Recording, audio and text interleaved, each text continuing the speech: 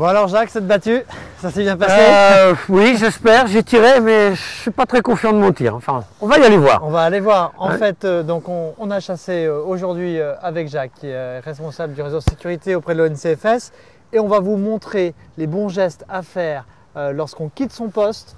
Vérifier évidemment où on a tiré, mais je suis sûr qu'il y a d'autres choses à faire lorsqu'on quitte son poste pour bien vérifier que tout est OK. Je tirais qu'une fois, dans cette direction-là. Je ne sais pas où est ma balle. Je n'ai pas l'impression d'avoir touché l'animal, mais il faut qu'on aille voir. Tout tir mérite un déplacement du chasseur, n'est-ce pas? Allez, on y va.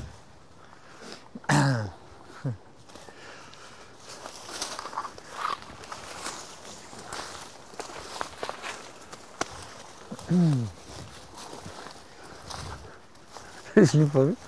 Bon. Je tirais par ici, et je crois bien. Ah oui, ma balle a tapé là. Allez voir. Ah oui, on voit pas. Oui. C'est marrant, hein, vous voyez, on voit pas le trou d'entrée de la balle dans l'arbre. Et on voit la sortie. Et on voit la sortie. Ouais. Voilà, ma balle, elle est là. L'animal a passé là, on le voit bien. Hein. Alors parfois, il est possible qu'on n'arrive pas à retrouver ou à avoir d'indices. Est-ce que le principe, c'est je ne quitte pas mon poste à partir du moment où j'ai pas retrouvé d'indices? Non. Mais on va toujours voir son coup de carabine. C'est pas possible de ne pas savoir où sa balle est passée, même quand on en est persuadé. Là, j'avais un doute, il n'y a pas de problème.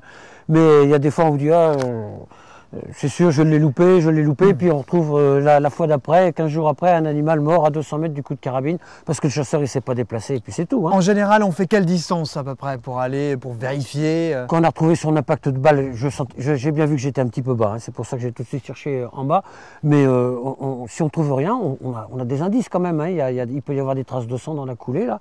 On les cherche, on peut faire, allez, je sais pas, 50, 60 mètres, grand maximum. Puis il faut analyser aussi le comportement du gibier qui a été tiré, bien évidemment. Et puis si on trouve un indice, ben, c'est pas dur, hein, on ne marche pas plus loin. Il y a des personnes qui sont spécialisées dans la recherche au sang des animaux blessés. Quoi, hein. Ils ont des chiens qui sont spécialement formés, des conducteurs de chiens de sang. Bien on les aide, vous voyez, je mets la main dans ma poche, je trouve tout de suite ce qu'il faut. Une petite rubalise de chantier, ben, vous voyez. Qu'on va mettre à quelle hauteur? On le met à hauteur de vue, il ne faut pas la mettre sur l'endroit où il y a des indices. Le conducteur de chien de sang les retrouvera facilement. Le chien les retrouvera aussi. Ce qu'il faut, c'est que quand il arrive et qu'il passe sur le chemin où j'étais, il le verra.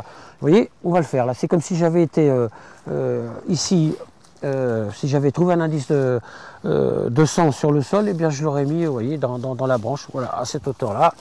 Lorsqu'on se déplace après un tir, la battue est terminée, on laisse son arme à son poste, on se déplace avec? Non, on a toujours son arme à la main, on emmène son arme. À moins d'être sur le territoire d'autrui, bien évidemment, mais son arme déchargée, obligatoirement. La fin de battue est terminée, la culasse ouverte en arrière, en toute sécurité. Mais on ne laisse jamais une arme à un poste, hein. Il peut passer quelqu'un. Vous avez vu, il y a un chemin rural qui n'est pas très loin. Mais non, on n'abandonne pas son arme, surtout pas. Et on met un indice ici, est-ce qu'on en met un également sur le chemin? Tout à fait. Tout à fait. Normalement, les postes sont numérotés. Vous le signalez à votre responsable de ligne ou au président de la chasse à tel poste. Il vous le demandera, hein, s'il a bien sûr organisé sa battue, sur quoi vous avez tiré, si vous avez eu une réussite ou pas, et vous lui donnerez les explications nécessaires et il donnera les consignes pour éventuellement venir rechercher l'animal après la battue. Et puis comme je vous ai dit, hein, l'arme elle est ouverte et déchargée. Vous pouvez très bien avoir blessé un animal qui se dirige sur le territoire d'autrui. Rien n'empêche un chasseur de se déplacer sur le territoire d'autrui avec une arme totalement sécurisée. On n'est plus en action de chasse, on est bien d'accord. Donc pour résumer, peu importe qu'on pense avoir touché ou non l'animal, à partir du moment où on tire avec son arme, on va vérifier son tir. Tout à fait. Après. Tout à fait. Ça fait partie du bon comportement du chasseur et la chasse ne peut pas être autrement que de cette façon-là organisée et continuer sa journée, voir son action de chasse. On ne peut pas le soir ou en discussion autour d'un repas dire ah bah finalement on a des regrets hein, d'avoir blessé un animal ou de ne pas savoir ce qui s'est passé. Ça doit bien se terminer. Ça se termine par le constat du tir obligatoirement. Très bien. Merci beaucoup.